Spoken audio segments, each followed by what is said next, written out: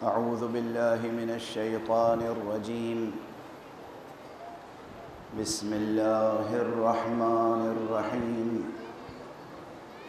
الحمد لله رب العالمين، والصلاة والسلام على أشرف الخلائق أجمعين، سيدنا وسيد الأولين والآخرين، حبيبنا وحبيب إله العالمين، إمام المرسلين وخاتم النبيين، أبي القاسم المصطفى محمد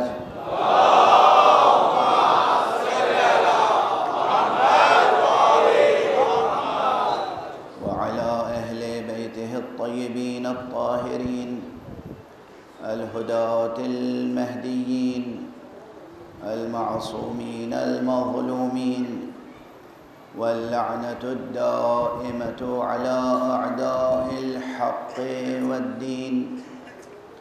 أما بعد، فقد قال الله تعالى عز اسمه في محكم كتابه ومتقن خطابه. بسم الله الرحمن الرحيم. الله نور السماوات والأرض، مثل نوره كمشكاة فيها مصباح، المصباح في زجاجة، الزجاجة كأنها كوكب دري يوقد من شجرة مباركة زيتونة لا شرقية ولا غربية يكاد زيتها يضيء ولو لم تمسسه نار، نور على نور. صدق الله العلي العظيم. اللهم صل على محمد وآل محمد. ایک اور بلند تر صلوات پڑھ لیں. اللهم صل على محمد وآل محمد. پہلی محرم سے بلکہ 29 ذی الحجۃ الحرام سے مسلسل آپ حضرات کی خدمت میں قرآن حکیم کی یہ آیت مبارکہ تلاوت کرنے کی سعادت حاصل کر رہا ہوں. آیت نور. اور میں نے عرض کیا کہ اس آیت کریمہ میں جو اصل موضوع ہے وہ ہے ہدایت الہیہ.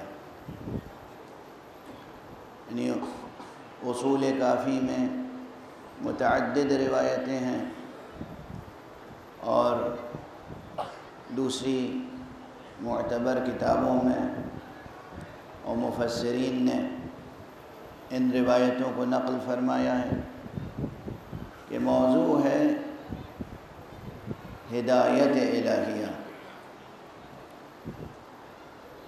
اللہ کی طرف سے جب ہدایت آتی ہے،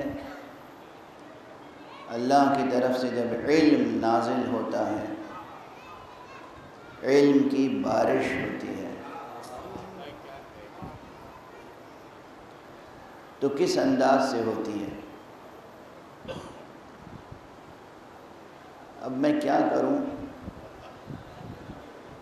یہ جو سامنے گھڑی لگی ہوئی ہے نا، یہ دیکھ دیکھ کے دم گھٹتا ہے،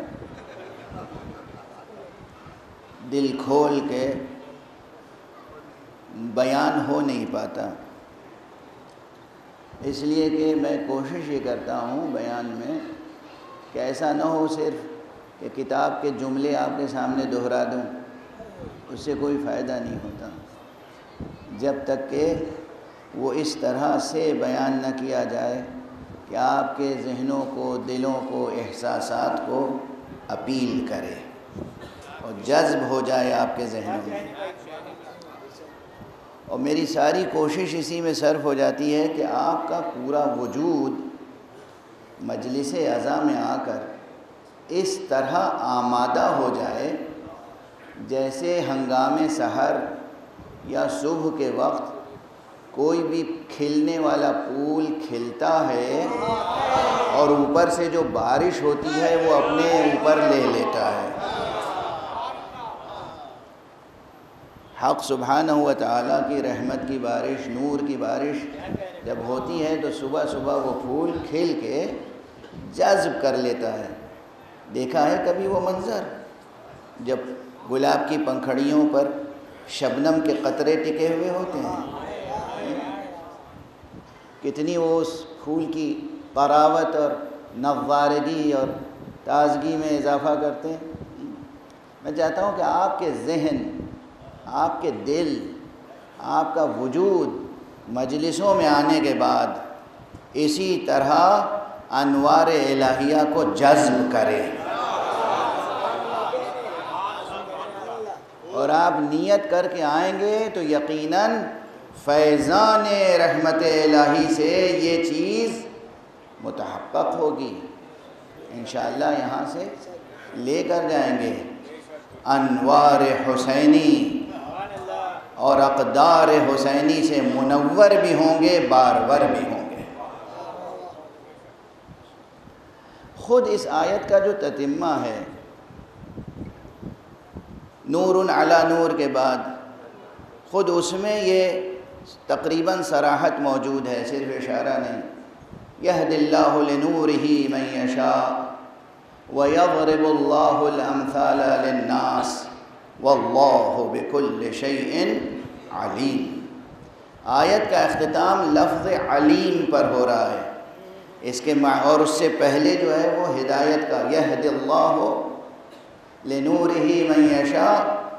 یہ صراحت ہے اس بات کی کہ آیت نور میں جو تہ در تہ تشبیہ اور استعارہ ہے وہ حق سبحانہ و تعالیٰ کی طرف سے تمام ممکنات، تمام مخلوقات، اور بطور خاص تمام انسانوں کے لیے، اور بطور خاص ان انسانوں کے لیے جو اپنے دل میں توحید حق صمدی پر یقین رکھتے ہیں،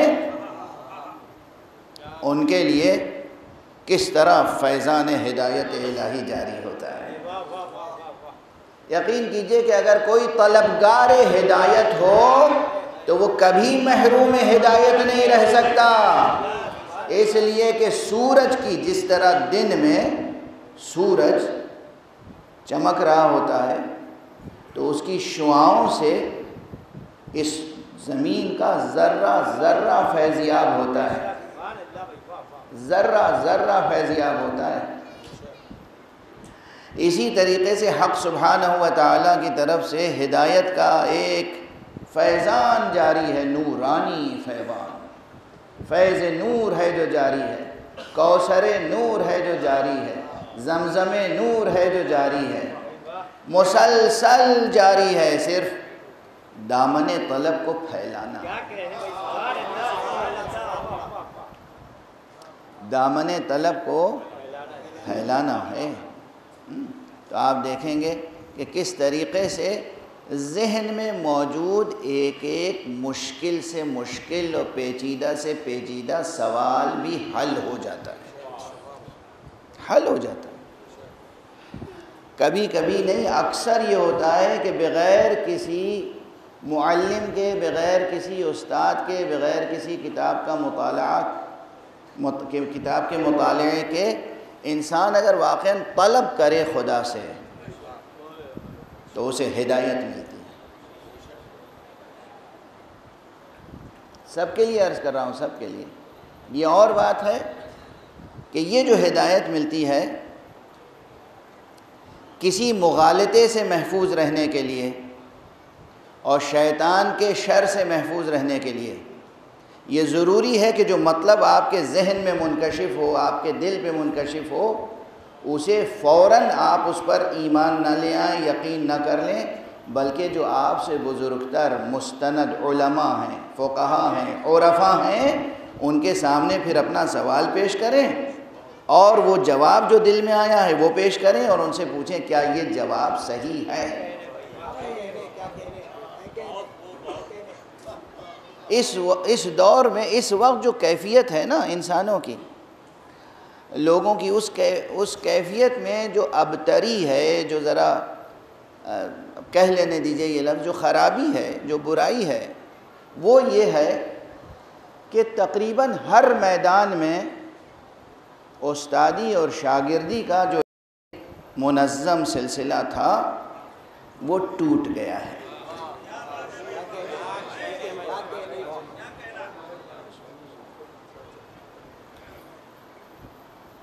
اس کی مثال میں دیتا ہوں، چونکہ مجلس اعضا ہے تو مثال میں دے دوں۔ سب سے پہلے شعر و شاعری۔ شاعری کی دلاویزی یہ ہے کہ ہر شخص کا دل چاہتا ہے شعر کہے، مگر شاعری ایک فن بھی ہے، شاعری ایک علم بھی ہے، اور شاعری ایک وظیفہ بھی ہے۔ شاعری ایک وظیفہ بھی ہے اور ایک فن بھی ہے۔ جب تک کوئی بھی شخص کسی ماہر فن استاد کے سامنے زانوِ ادب طے نہیں کرتا، اس وقت تک وہ شعر گوئی میں کمال حاصل نہیں کر سکتا۔ اور آج کل ہوتا کیا ہے، جذبہ کیا ہوتا ہے، میں نے شعر کہا ہے مجھے پڑھنے دیجئے، میں نے شعر کہا ہے بس ہو گئی بات۔ ارے بھائی اس میں قافیہ درست نہیں ہے، زبان درست نہیں ہے، ردیف درست نہیں ہے۔ بہت سے تو شعر کہنے والے ایسے ہیں کہ انہیں یہی نہیں معلوم کہ قافیہ کسے کہتے ہیں۔ پہلے بزرگان جو ہیں وہ ایک اصطلاح استعمال کرتے تھے اہل قافیہ کی۔ پہلے اہل قافیہ تو بنو۔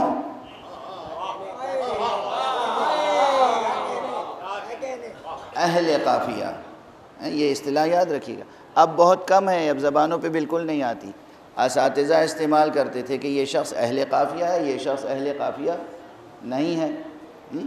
تو ایک فن ہے اور اس میں دو مرحلے، اب آ گئی ہے بات تو کہہ لینے دیجئے، کیونکہ یہ حصہ کس بات کا، یہ جو ابھی عرض کر رہا ہوں فرش عزائے حسینی پر آنے والے اپنے جذبات کا اظہار کرنے والے نوجوانوں کی تربیت کا مسئلہ ہے۔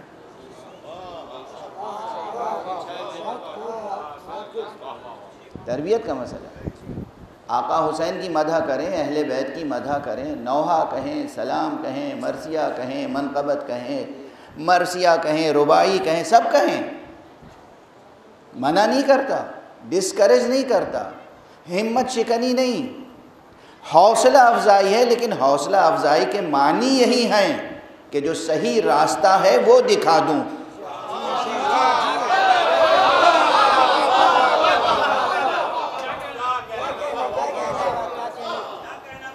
جو صحیح راستہ ہے وہ دکھا دوں، یہ ہے حوصلہ افزائی۔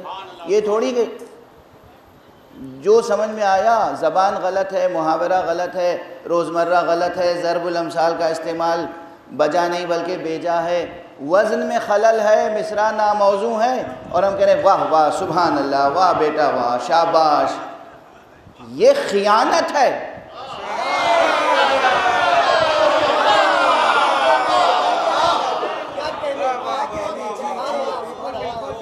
یہ خیانت ہے، یہ دھوکہ دینے کے مترادف ہے، یہ اس بچے کی صلاحیت کو برباد کرنے کے مترادف ہے۔ ذمہ داری کا تقاضا یہ ہے کہ اس بچے کو کہا جائے شاباش، شعر کہنے کا شوق ہے، جاؤ پہلے محنت کرو، مطالعہ کرو، سیکھو، کسی استاد فن کے ساتھ وابستہ ہو جاؤ، خوب مطالعہ کرو۔ کوئی بھی فن ایسا نہیں ہے جس میں علمی محنت نہ کرنی پڑتی ہو۔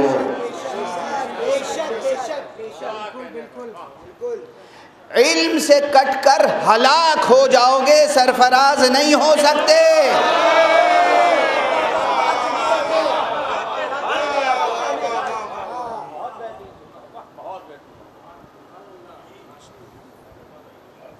یہ اتنا سا جملہ نا، اس میں تولا بھی ہے، تبرہ بھی ہے۔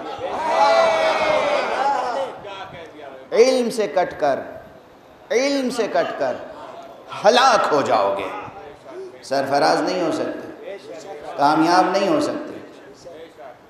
شعر کہنا ہے تو علم قافیہ سیکھیے، علم عروض سیکھیے، میٹرز کا فن سیکھیے۔ کون سا میٹر؟ جس سے زمین ناپی جاتی ہے یا جس سے کپڑا ناپا جاتا ہے؟ وزن، بحر، علم ہے، اور اس کے بھی 2 مرحلے کم سے کم ہیں، کم سے کم 2 مرحلے ہیں۔ کبھی کسی کمہار کو دیکھا ہے؟ کمہار جو مٹی کے برتن بناتا ہے،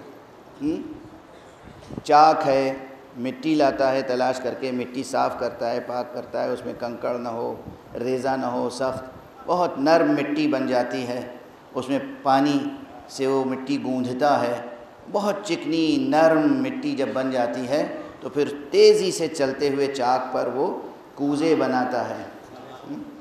یہ جو کوزے بن کے تیار ہوتے ہیں، اس کی مثال ایسی ہی ہے، یہ جو پہلے میں نے کیا مٹی صاف کرتا ہے، کوئی کنکڑ نہ ہو، کوئی پتھر نہ ہو، اس کے معنی ہے پہلے زبان سیکھتا ہے، محاورہ صحیح ہو،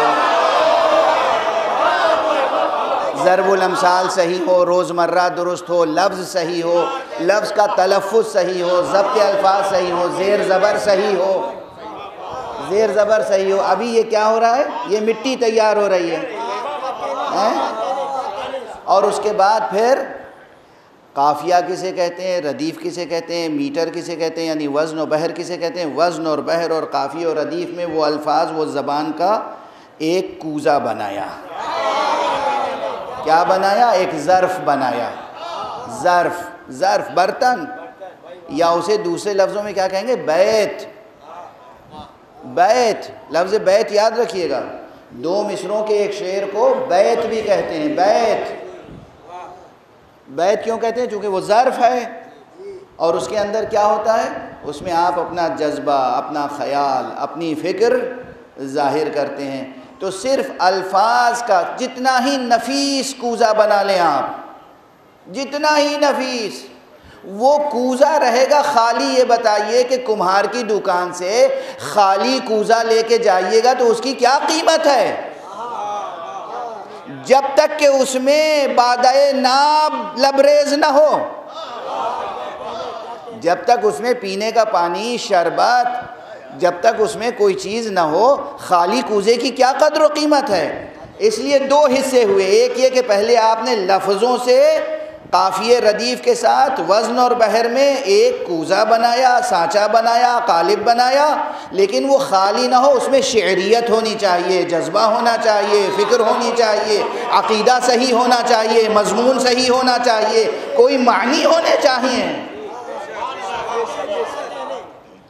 تو آل محمد کی شان میں جو شاعری ہو، اس میں 2 مرحلے طے کرنے ہوں گے۔ غزل کوئی بھی شاعر کہہ سکتا ہے، مگر آل محمد کی منقبت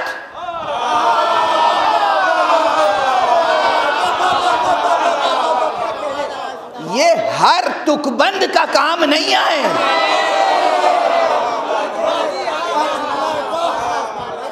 یہ توہین کے لیے نہیں کہا ہے میں نے، تک بھی کسی زبان میں قافیے کو کہتے ہیں، یہ قافیہ پیمائی کرنے والوں کا کام نہیں ہے۔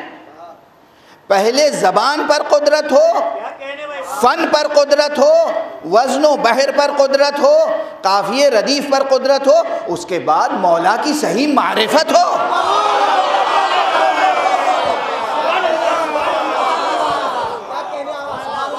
مولا سے صحیح عقیدت ہو۔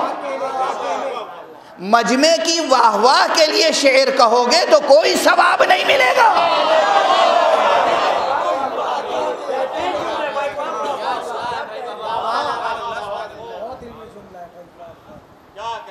واہ واہ، سبحان اللہ، یا اب اور چیزیں بھی اس میں شامل ہو گئی ہیں۔ کسی اور نیت سے شعر کہا اگر اہل بیت کے شان میں، تو اس سے بڑی محرومی نہیں ہوگی۔ ایک تو جذبہ صحیح ہو، سچا ہو، ارادت ہو، عشق ہو، محبت ہو، مودت ہو، اور پھر عشق اور ارادت اور مودت اور محبت کے ساتھ فن کے تقاضوں کو حاصل کیجئے، زبان کو حاصل کیجئے، اور کہیں کوئی آج مجھے بہت اچھی لگی، ایک بزرگ شاعر ہیں آپ کے اسی بمبئی کے بزرگ شاعر ہیں، اب تو استادوں میں سے ہیں، آج ان کا ایک پیغام آیا میرے پاس، ایک شعر بھیجا اور کہا کہ بتائیے اس میں کوئی فقہی مشکل تو نہیں ہے؟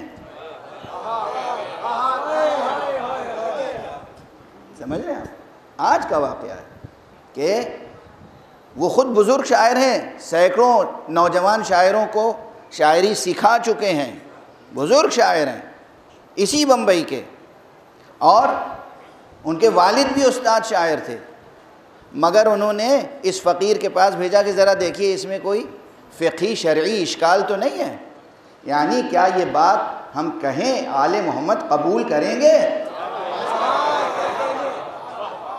اب یہ ایک عام سا جملہ کہوں کہ شعر میں ذاکری کرنے والے ہوں یا نثر میں ذاکری کرنے والے، ہر ایک کو یہ رکھنا چاہیے، نہیں خیال رکھنا چاہیے مجمع قبول کرے گا یا نہیں، خیال یہ رکھنا چاہیے مولا قبول کرے۔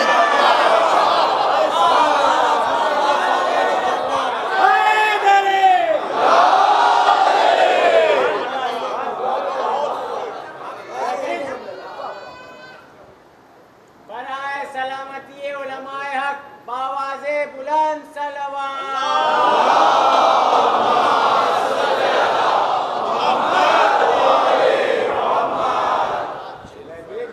اب بات سے بات نکلتی چلی آ رہی ہے، تشبیہ ہو تو کیسی ہو، ان کے شایان شان ہے کہ نہیں، استعارہ ہو تو کیسا ہو،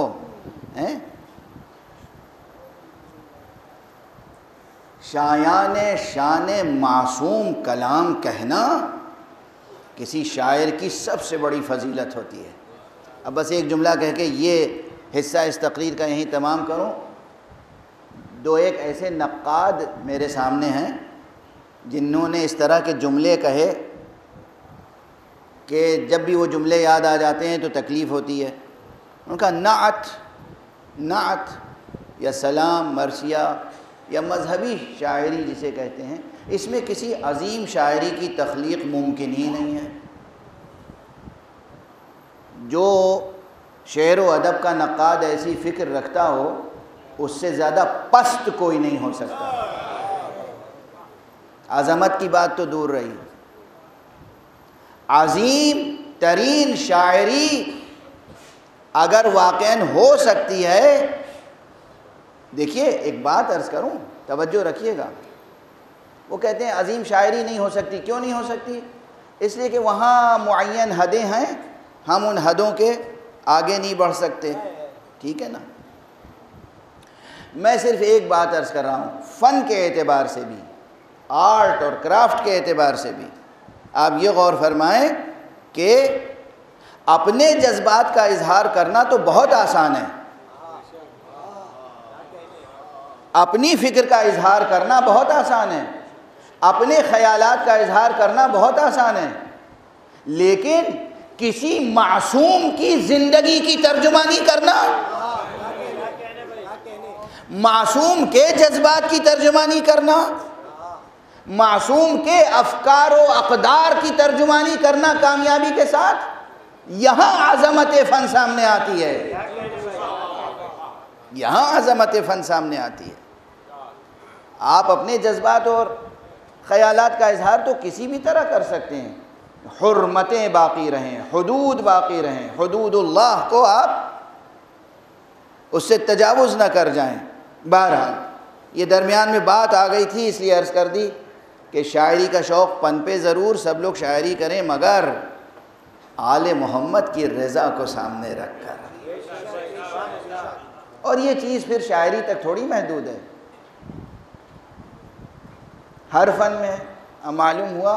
دیکھیے یہ دست ادب جوڑ کے عرض کر رہا ہوں، آج کل بہت سا کار خیر ہوتا ہے، بظاہر کار خیر،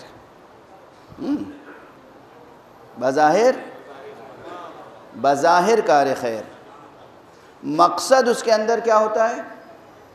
طلب خیر۔ اب یہ معلوم ہے کہ خیر کے دو معنی ہیں، ایک خیر صرف پیسے کو کہتے ہیں، مال دنیا، قرآن مجید میں بھی مال دنیا کے معنی میں لفظ خیر استعمال ہوا ہے، قرآن مجید میں بھی خیر مال دنیا کو کہا گیا ہے، انہو لحب الخیر لا شدید، اسے تو مال دنیا کی بہت محبت ہے، اور مقامات پر بھی ہے۔ تو بعض حضرات کار خیر کرتے ہیں لیکن مقصد کیا ہوتا ہے؟ طلب خیر، طلب مال۔ صاف صاف کہہ دوں اس میں تکلف کیا ہے؟ زمین ہی پہ تو بیٹھے ہیں ہم لوگ، کوئی آسمان پہ تھوڑی بیٹھے ہیں۔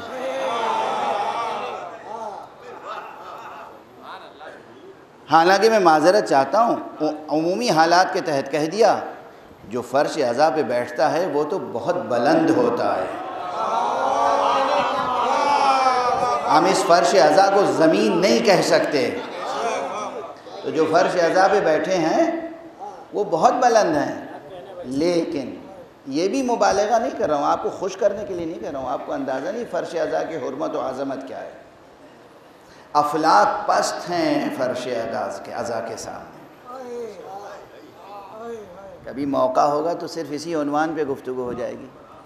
افلاک پست ہیں فرش عزا حسینی کے سامنے۔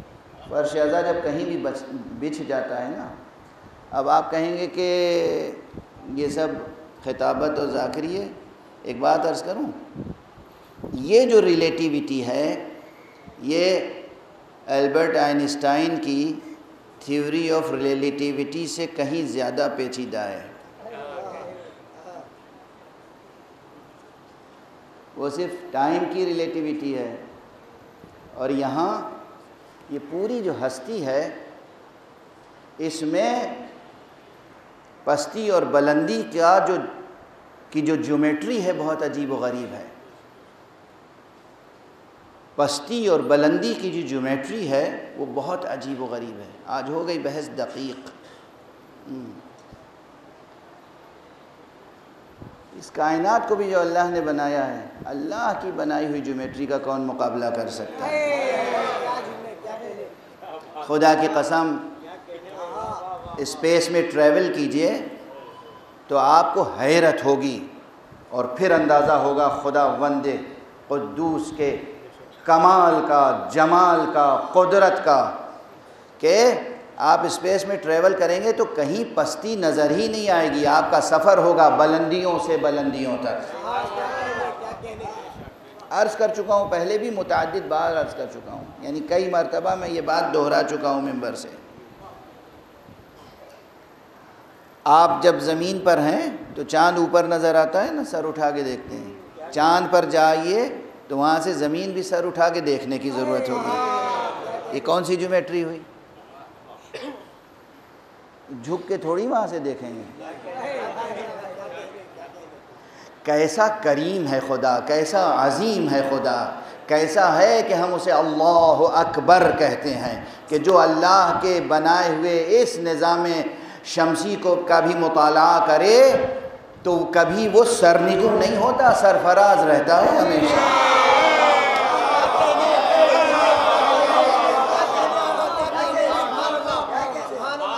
اللہ سے جڑے رہو گے تو نظر بھی بلند رہے گی، سر بھی بلند رہے گا، اور کوئی خدا دشمن تمہیں قتل بھی کر دے گا تو خود مجبور ہوگا کہ نیزوں پہ سر کو بلند رکھے۔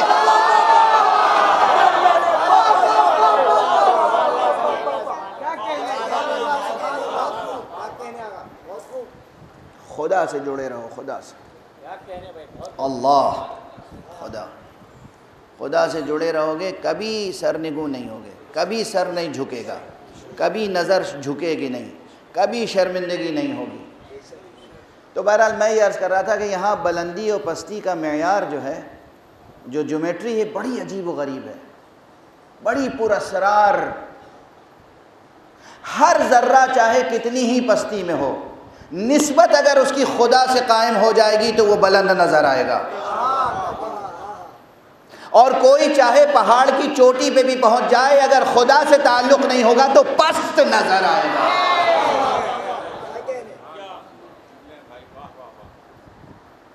بظاہر نظر آئے گا پہاڑ کی اونچائی پر ہے، مگر تاریخ میں ہمیشہ اسے پست سمجھا جائے گا۔ لیکن اگر کوئی ذرہ بھی ہے نسبت اسے حق سے ہو گئی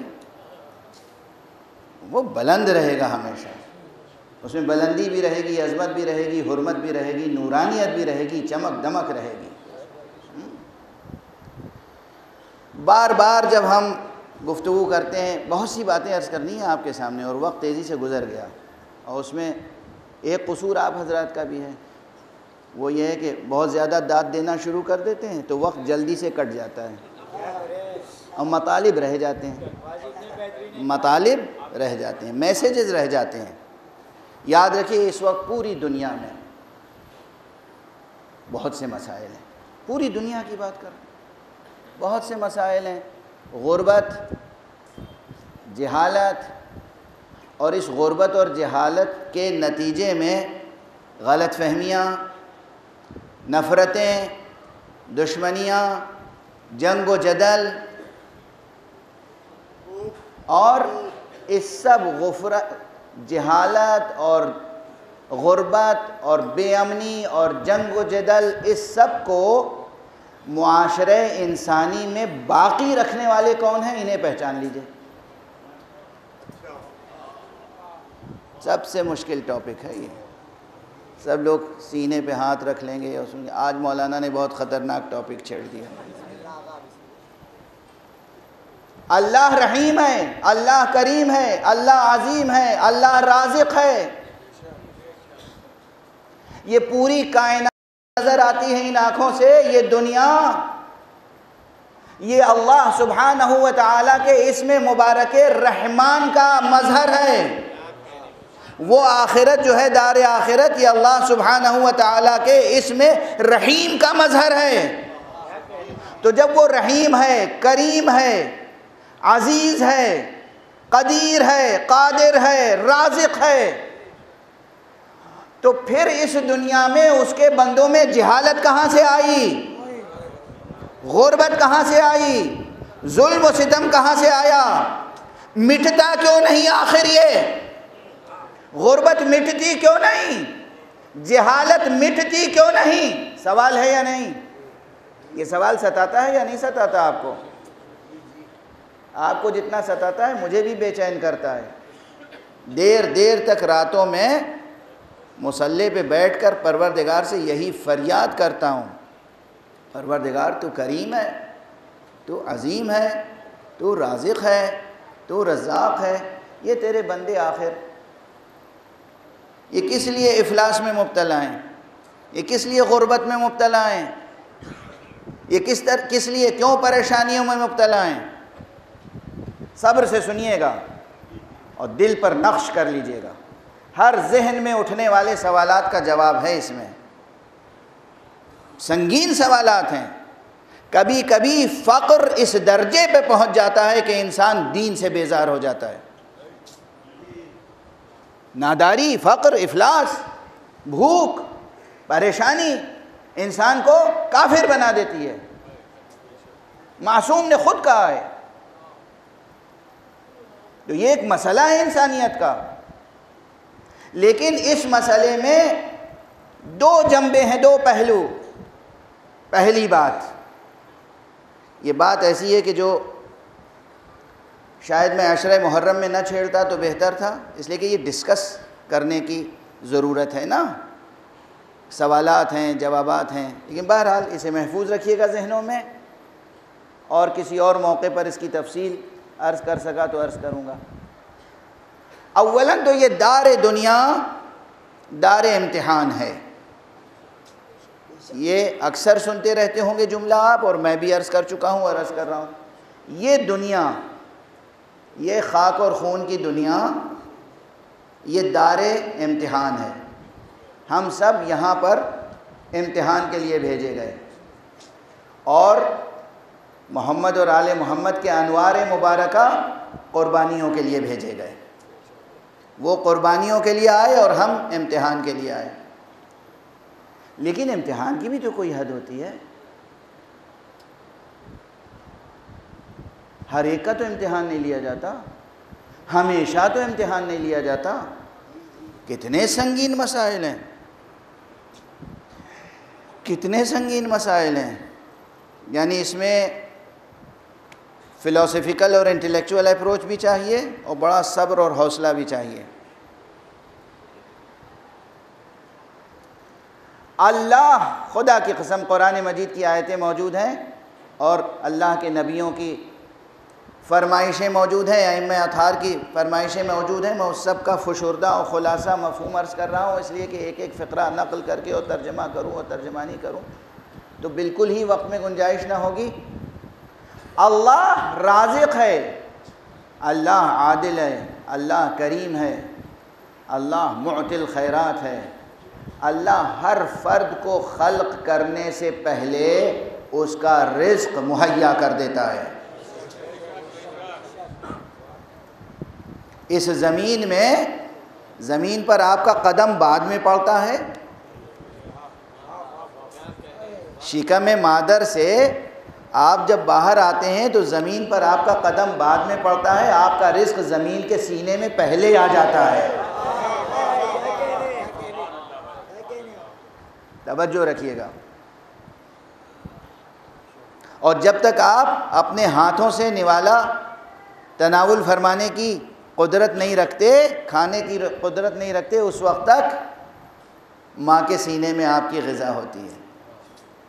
اور صرف انسانوں تک محدود نہیں ہے یہ بات، آپ تمام حیوانات کو دیکھ لیجئے۔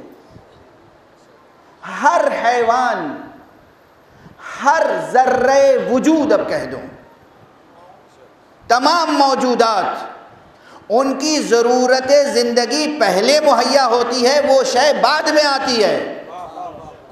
یہ ہے اس کی عظمت، یہ ہے اس کا کرم، یہ ہے اس کی رزاقیت۔ یہاں اگر واقعاً انسان آپس میں منصفانہ عادلانہ تقسیم رزق رکھیں تو ایک فرد بھی بھوکا سو نہیں سکتا، مگر ہر دور میں کہیں فرعون، کہیں حامان، کہیں شداد، کہیں نمرود، کہیں کوئی شیطان بزرگ ہمیشہ موجود رہتا ہے۔ انسانیت کا سب سے بڑا دشمن جو اس وقت عنصر ہے وہ ہے کیپٹلزم، اور خصوصیت کے ساتھ ویسٹرن کیپٹلزم۔ کوئی سیاسی گفتگو نہیں ہے، مسئلہ ہے درد انسانیت کا، مسئلہ ہے درد انسانیت کا۔ شعور بیدار کیجئے، اقتصادی شعور، شعور بیدار کیجئے سیاسی شعور، شعور بیدار کیجئے سماجی شعور، شعور بیدار کیجئے مذہبی شعور۔ ایسا نہ ہو کیپٹلسٹوں کے ہاتھوں بکے ہوئے علماء بھی آپ کو دھوکہ دے جائیں۔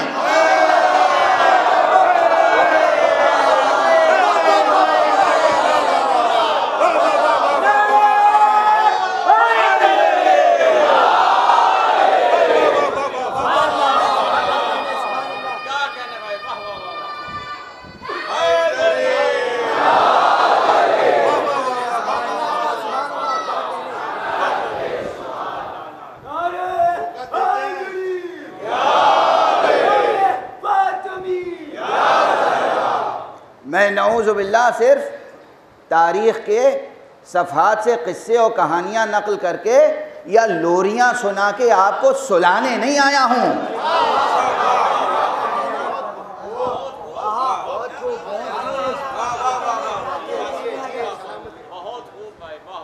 آپ کے دماغوں میں، ذہنوں میں بڑی تابناکی ہے، بڑی روشنی ہے، بڑی تابکاری ہے، بڑی قوت ہے، اسے بیدار کیجئے۔ یہ جو آیت شریفہ میں، آیت نور میں لفظ مشکات ہے، اس کی باطنی حقیقی تعویل ذات گرامی مصطفیٰ اور ذات گرامی حضرت زہرا سلام اللہ علیہا ہے۔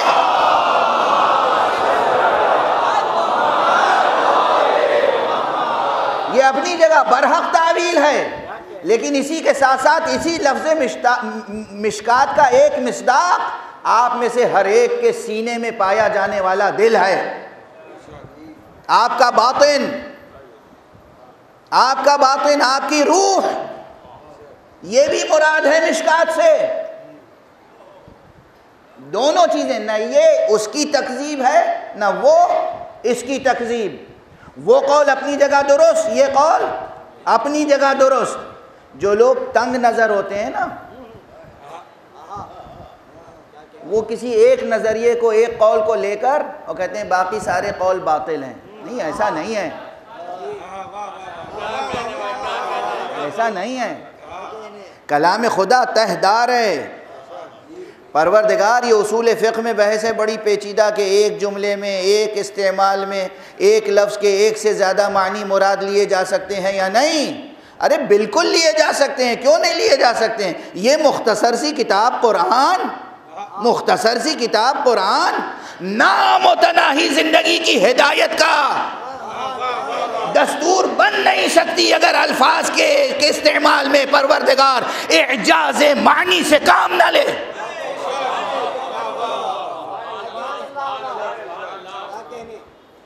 دقیق علمی مسئلہ ہے، کہہ دیا. ہو سکتا ہے بہت سے بچے جوان نہ سمجھیں، مگر کان میں پڑا رہے گا. یہ جملہ تو سوچتے رہیں گے، کوئی اہل ملے گا اس سے مسئلہ حل کر لیں گے. مشکات آپ کے دلوں میں ہے، آپ کے وجود میں ہے مشکات. اسے روشن رکھیے، اس کے اوپر پردے نہ پڑنے پائیں. گرد و غبار بیٹھنے لگے تو مجلس کر کے آنسو بہا کے صاف کر لیجئے. خدا کی قسم، آقا حسین کی مجلسوں میں جو آنسو بہتے ہیں یہ آپ کے وجود کو صاف و شفاف بنا دیتے ہیں. شفاف آئینہ ہو جاتا ہے، شفاف آئینہ. اپنے ذہن کو بیدار رکھیے. سماجی شعور، سماجی شعور. اچھا سماج ہمیں تیار کرنا ہے، ایسا سماج جس میں فتنہ نہ ہو، فساد نہ ہو، گندگی نہ ہو، کثافت نہ ہو. نہ سڑکوں پہ گندگی نظر آئے نہ ذہنوں میں. ایسا سماج، ایسا معاشرہ. رشتوں میں محبتیں ہوں، نفرتیں نہ ہوں. رشتوں میں محبتیں ہوں، نفرتیں نہ ہوں. فرش عزا سے اٹھنے کے بعد بھی اگر کوئی جائے اور ایک بھائی دوسرے بھائی کو نفرت کی نظر سے دیکھے، اس کے معنی یہ ہے کہ اس نے مجلس کا تبرک حاصل نہیں کیا.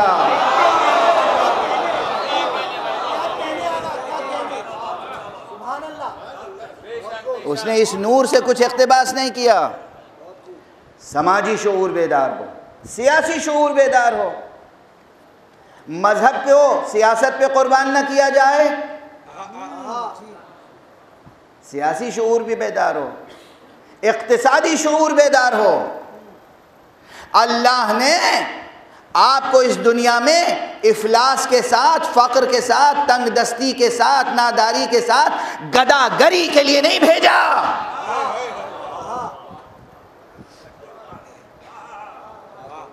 اگر اسلامی شریعت کی روح کو سمجھنا ہو تو یہ دیکھیے قرآن مجید میں اکثر مقامات پر جہاں صلاۃ کا ذکر ہے وہیں زکوٰۃ کا.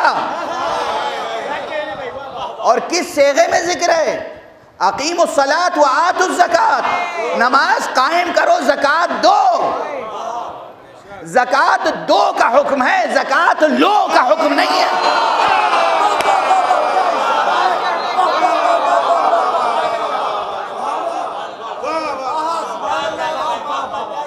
زکوٰۃ لو کس سے کہا گیا؟ پیغمبر سے. لو ان سے، صدقات لو اور تقسیم کرو.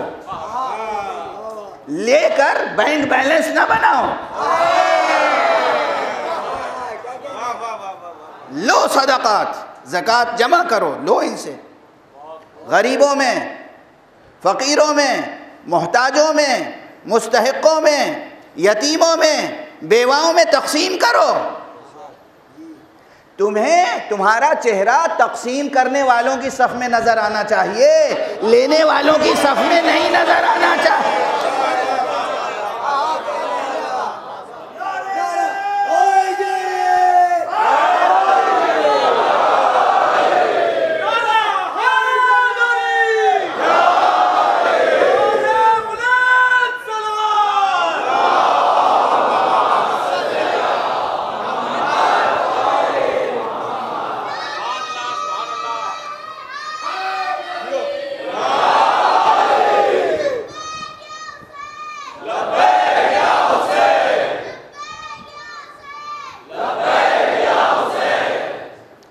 جزاکم اللہ. تو کچھ باتیں مجبوراً براہ راست کہنی پڑتی ہیں، ڈائریکٹ میتھڈ میں کہنا پڑتا ہے. اب 4-5 دن سے میں انڈائریکٹ میتھڈ میں گفتگو کر رہا تھا، آج تھوڑی سی باتیں ڈائریکٹ میتھڈ میں کہہ دیں. سیاسی شعور بیدار رہے، سماجی شعور بیدار رہے، اقتصادی شعور بیدار رہے. اللہ پر توکل کے یہ معنی نہیں ہے کہ کمائے نہیں. کس نے کہا کمائے نہیں؟ کسی مولوی نے کہا ہے؟ اگر کسی مولوی نے کہا ہو کماؤ نہیں، اللہ پہ توکل کے یہ معنی ہے، اس کے دل میں جھانک کے دیکھنا، نماز بھی پڑھاتا ہوگا تو پیسے کے لیے.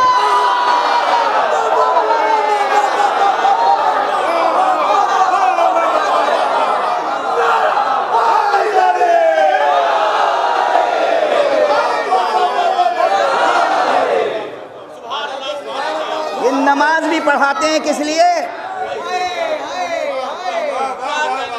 یرکعون للرغیف ویسجدون للدراہم، روٹی کے لیے رکوع کرتے ہیں، درہم کے لیے سجدہ.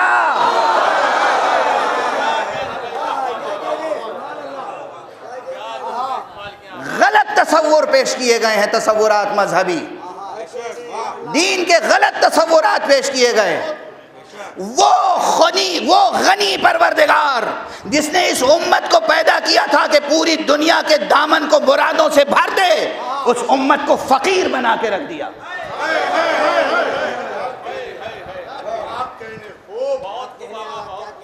یہ امت محمد، امت مصطفیٰ، امت قرآن، امت مرتضی، امت حسن مجتبی، امت حسین شہید کربلا.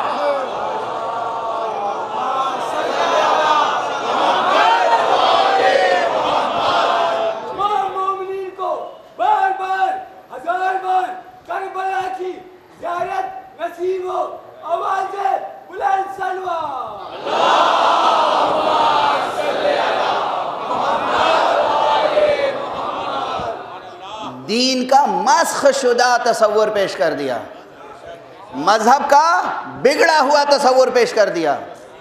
توہم پرستی، رسم پرستی، یہی دین اور یہی مذہب ہے. یہ دین ہے، یہ مذہب.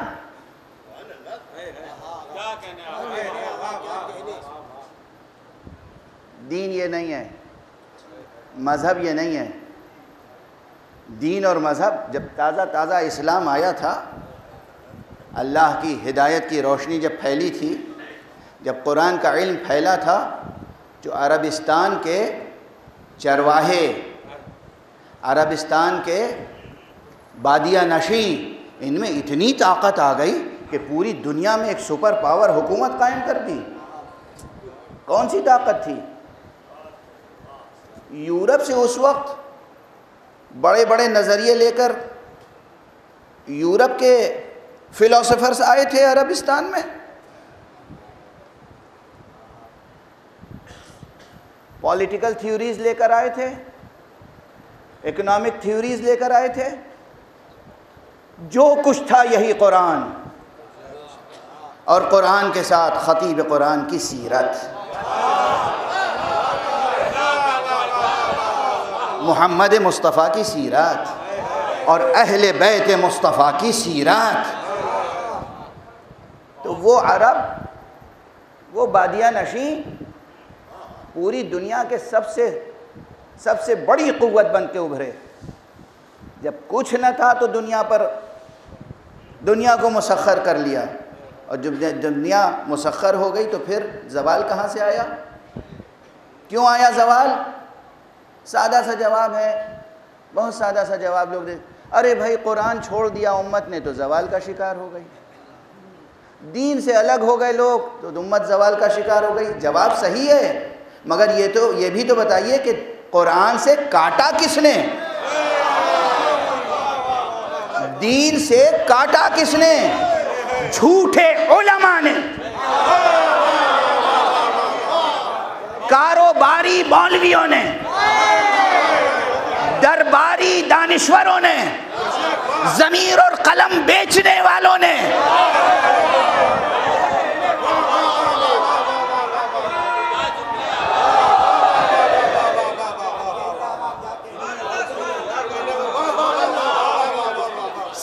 تھوڑا سا سادے عوام، یہ سب معصوم عوام، سادہ لو عوام، سادہ دل عوام، صاف تختی کی طرح ذہن رکھنے والے عوام. میں ممبر پہ بیٹھا ہوں، جو میں بول رہا ہوں وہی تو نقش ہوگا نا. اگر میں یہ بتاؤں کہ عزاداری سید الشہداء کی روح ہے بے دینی سے جہاد، تو آپ کو یہ یاد رہے گا. اور اگر آپ کو میں بتاؤں کہ تم کتنی ہی بے دینی کرتے رہو، بس ایک آنسو بہا لو گے، پاک ہو جاؤ گے، کیا اثر ہوگا اس کا؟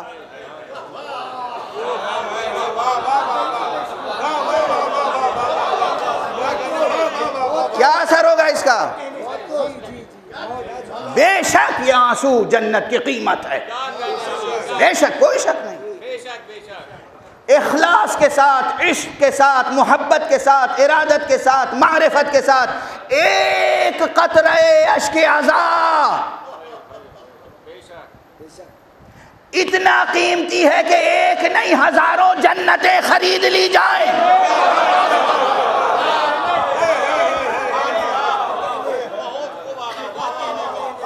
مگر شرط کیا ہے؟ اخلاص، محبت، مودت، معرفت، جذبہ وفا، جذبہ اطاعت، نہ کہ تجارت، فریب، سخن فروشی، سیاست، مکر، دغا، سرمایہ پرستوں کی نوکری.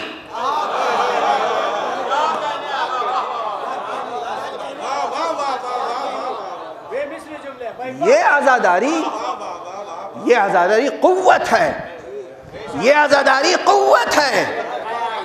خدا کی قسم اگر صحیح معنی میں عزاداری کرے تو دنیا کے تمام مسائل اس عزاداری سے حل ہو جائیں.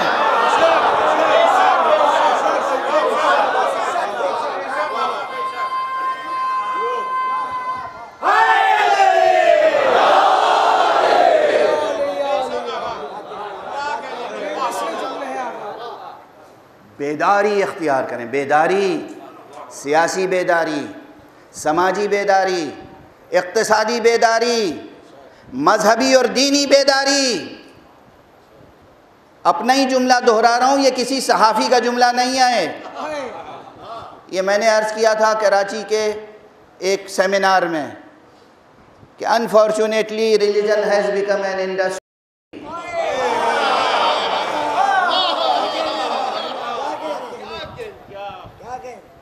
ہو چکا ہے یہ سانحہ.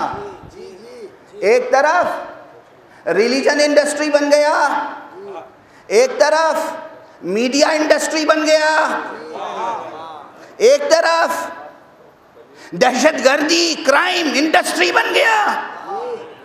اور یہ سب کے سب انڈسٹری جب بن جاتی ہے تو انڈسٹری رہتی کس کے پاس ہے؟ کیپٹلسٹ کے پاس.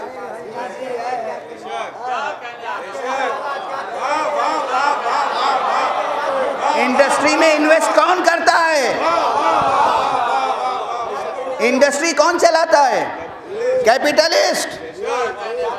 تو اب دین جدھر کیپٹلسٹ کا رخ ہوگا ادھر دین. آخر دست ادب جوڑ کے پوچھ رہا ہوں ایک بات یہ آج کل بہت عام ہے، تکلف کی کیا بات ہے، کہہ لینے دیجئے. یہ بات سمجھ میں آتی ہے کہ ایک ممبر پر ایک شخص حضرت علی کی فضیلت بیان کر رہا ہے، دوسرے ممبر پہ دوسرا شخص حضرت علی کی فضیلت بیان کر رہا ہے. یہ اس کو کہہ رہا ہے کافر، وہ اس کو کہہ رہا ہے کافر.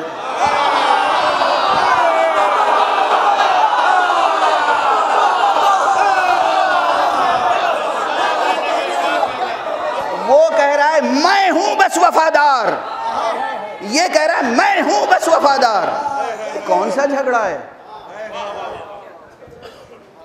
یہ مولا کی عزاداری ہو رہی ہے، یہ فداکاری ہے، یہ اخلاص ہے، یہ بے لوثی ہے، یہ بے نفسی ہے، یا یہ کسی کے اشارے پہ ہوتا ہے؟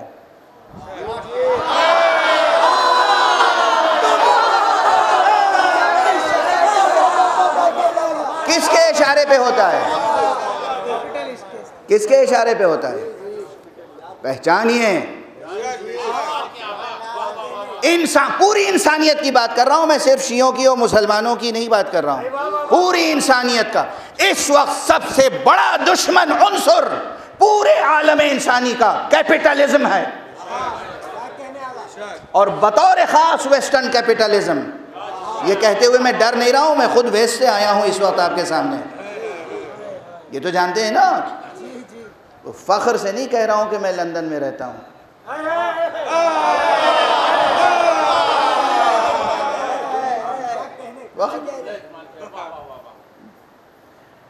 رہنے اور نہ رہنے کا مسئلہ تو یہ ہے کہ میں کیا عرض کروں، وقت گزر چکا ہے بس، لیکن ایک بات عرض کروں، 2 مصرے میں نے عرض کیے ہیں کہ میں ملک خدا کا شہری ہوں،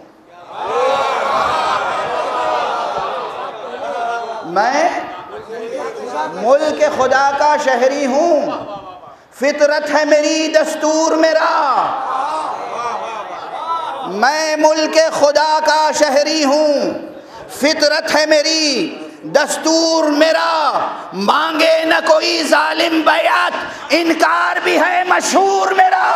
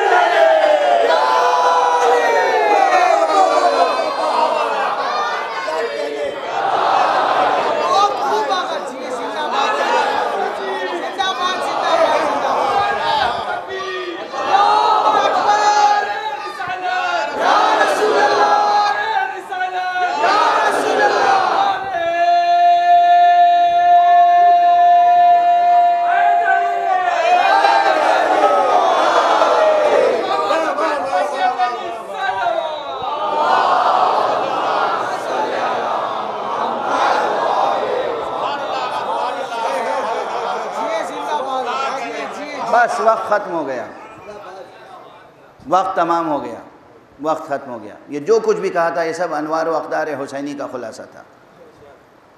آقا حسین نے، آج ایک جرنلسٹ نے صبح فون کر کے پوچھا آخر آپ حضرات یہ عزاداری کیوں کرتے ہیں، کیوں چاہتے ہیں زیادہ سے زیادہ ہو، یہ ریچولز کیوں قائم کرتے ہیں؟ میں نے کہا ہاں ادب سے کہہ رہا ہوں، آپ لفظ ریچولز واپس لے لیجئے، عزاداری ریچولز نہیں ہے، عزاداری تو ہماری شہرگ حیات ہے، اور ہم یہ فرش عزا بچھاتے اس لیے ہیں، یہ ممبر سجاتے اس لیے ہیں، یہ تذکرہ کرتے اس لیے ہیں تاکہ، اور جلوس لے کے سڑکوں پہ اس لیے آتے ہیں تاکہ ہر گزرنے والے انسان کو مخاطب کر کے کہیں سنو تمہاری بھلائی کی بات ہمارے پاس ہے، اور وہ یہ ہے کہ تم حسین ابن علی کو پہچان لو۔ اگر عزت کے ساتھ جینا ہے، اگر سر اٹھا کے جینا ہے، اگر آزادی کے ساتھ جینا ہے، سچی آزادی، حقیقی آزادی، تو امام حسین کے پرچم کے نیچے آ جاؤ۔ یہ پرچم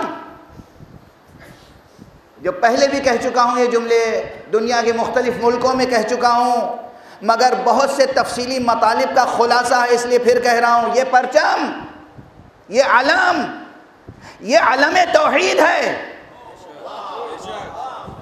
یہ سارے انسانوں کو ایک لڑی میں پیرو دیتا ہے،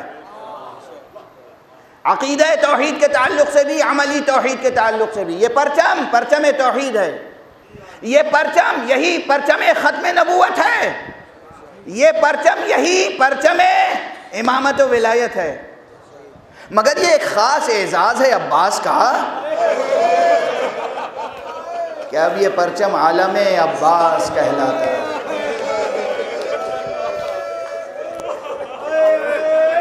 اجرکم علی اللہ۔ میں شرمندہ ہوں، میں دست ادب جوڑ کے معافی چاہتا ہوں، حق ادا نہیں ہو سکا، وقت گزر گیا، وقت بالکل گزر گیا، سامنے گھڑی لگی ہوئی ہے، لیکن اب معال مجلس کے طور پر چونکہ اور مجلسیں بھی ہیں ان کا بھی احترام ہے، آج 7ویں محرم گزر گئی، 8ویں محرم کی شام ہے، آج عموماً ہمارے یہاں حضرت ابو الفضل العباس کا تذکرہ ہے،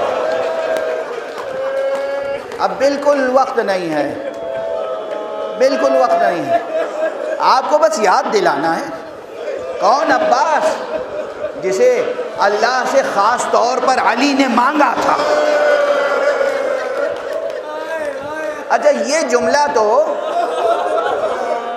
آپ بہت سے ذاکروں اور شاعروں سے سنتے رہتے ہیں کہ عباس تو دعائے علی کا نام ہے، مگر ذرا سا غور کر لیجئے بس ایک جملہ، وہ علی جس کے پاس حسن اور حسین جیسے بیٹے ہوں، وہ پھر کسی عباس کی تمنا کرے، یہ ہے عظمت عباس، یہ ہے عظمت عباس، عظیم عباس۔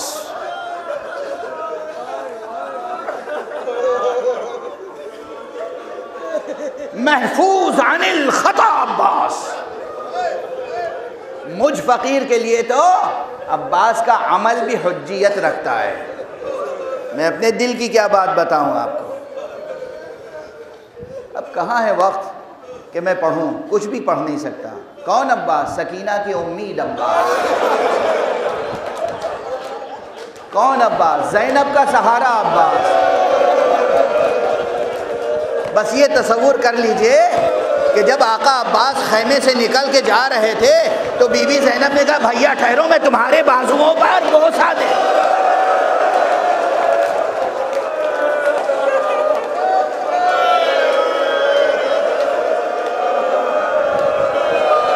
کون عباس؟ اور جب بہن نے بھائی کے شانے پہ بوسہ دیا تو ایک مرتبہ بھائی نے کہا میری بہن اجازت دو میں تمہارے بازوؤں کی بھی بوسہ۔ وقت تمام ہو چکا، دست ادب جوڑ کے عرض کر رہا ہوں، آقا عباس کے مصائب کس میں طاقت ہے جو بیان کرے؟ بس ایک جملہ کہہ رہا ہوں، ایک جملہ، مجلس ختم ہو چکی ہے۔ ایک بہت بڑا نام ہے، ایک بہت بڑا نام ہے تاریخ فقہ میں، تاریخ فقہ اسلامی، بہت بڑا نام، عارف بھی تھے، مجتہد، فقیہ، اور تقریباً ان کی شخصیت کے بارے میں کسی قسم کا کوئی اختلاف نہیں ہے۔ علامہ آیت اللہ العظمی سید مہدی بحر العلوم، نجف اشرف میں ان کی قبر موجود ہے، اور ان کا خاندان آل بحر العلوم کے نام سے مشہور ہے، معروف ہے۔ سینکڑوں علماء اس ایک خاندان میں پیدا ہوئے، اور خود ہمارے ہندوستان میں جو فیض کا سلسلہ ہے فقہی شرعی وہ ان کے شاگردوں سے آگے بڑھا۔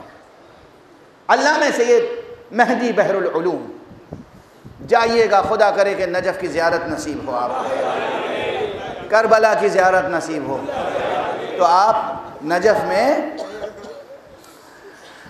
جو امام امیر المومنین علیہ السلام کے حرم سے باب الطوسی ہے جو وادی السلام کی طرف جاتا ہے، ادھر جب نکلیں گے تو بائیں جانب کو، حرم سے وادی السلام جاتے ہوئے بائیں جانب کو ایک مسجد ہے، مسجد طوسی، اس مسجد میں داخل ہوں گے تو وہاں ایک طرف شیخ ابو جعفر طوسی کی قبر ہے، اور ایک طرف حضرت مہدی بحر العلوم کا پورا مقبرہ ہے۔ سید مہدی بحر العلوم نے سے کسی نے پوچھا، بس اب میں اس سے زیادہ پڑھ نہیں پاؤں گا، کہ آقا ہم سنتے ہیں عباس کا پیکر بہت بلند و بالا شخصیت تھی، اسب پہ 2 رکابہ پہ سوار ہوتے تھے، بہت بلند و بالا شخصیت، اسب پہ 2 رکابہ پہ سوار ہوتے تھے، جب شہید ہوئے تو ان کی قبر بہت بڑی ہونی چاہیے تھی۔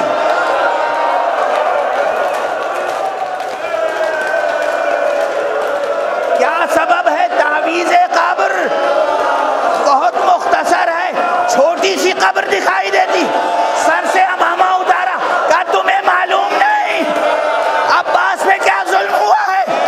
عباس سے ایسا حسد تھا، جب عباس شہید ہو گئے عباس کے جسم کو دشمنوں نے ٹکڑے ٹکڑے کر دیا۔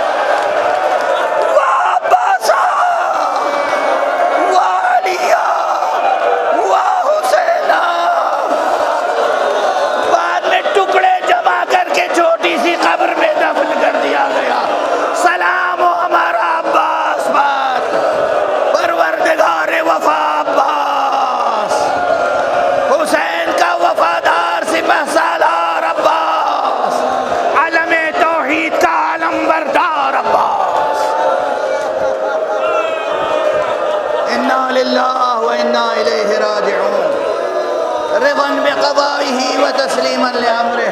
پروردگار ہمیں علوم قرآن اور معارف اہل بیت سے آشنا فرما۔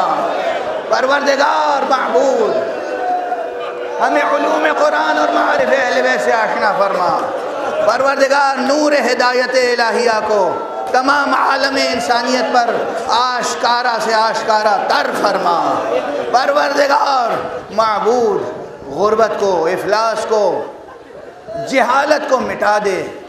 پروردگار تمام انسانوں کو معرفت اہل بیت کی خیرات عطا فرما۔ معبود پروردگار ہمارے سروں پر رہبر انقلاب اسلامی آیت اللہ سید علی خامنئی کا سایہ برقرار رکھ۔ پروردگار ہمارے سروں پر مرجع عالی قدر آیت اللہ العظمیٰ سید علی سیستانی کا سایہ برقرار رکھ، اور جتنے سچے مخلص مراجع دین ہیں ان کی حفاظت فرما۔ پروردگار معبود اپنے ولی آخر کو اذن ظہور عطا فرما، اور ان کے ہاتھوں سے اپنی رحمت و رافت و عدالت و وحدت کا پرچم لہرا دے۔